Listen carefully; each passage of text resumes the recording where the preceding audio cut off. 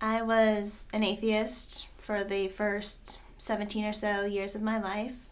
I've been baptized Catholic, but my family didn't practice and go to church regularly. And as I grew up, I didn't really have a strong kind of spiritual backing. I was in a relationship for nearly 18 months, and I was absolutely crazy about the boy.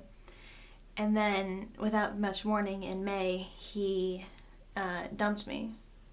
And it was like falling off a cliff. I was just so messed up from that relationship.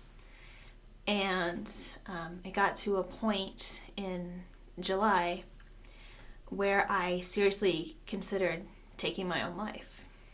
And I was sitting on a friend's porch because he wasn't home. So I was just kind of staring at my car keys and thinking I could end this now.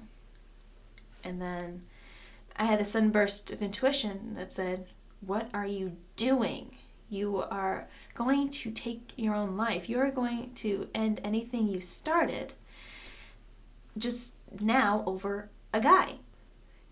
And so I went home and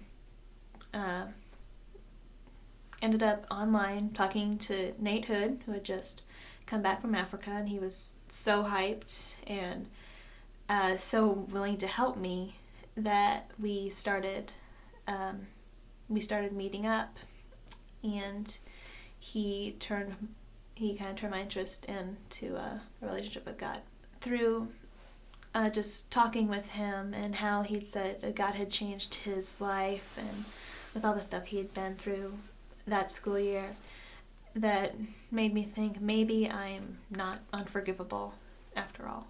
But I witnessed a baptism back in November, and I remember listening to these stories and thinking these are really good reasons to give yourself over to Christ. And I remember thinking, this is what I can do to separate off who I was then and who I am now.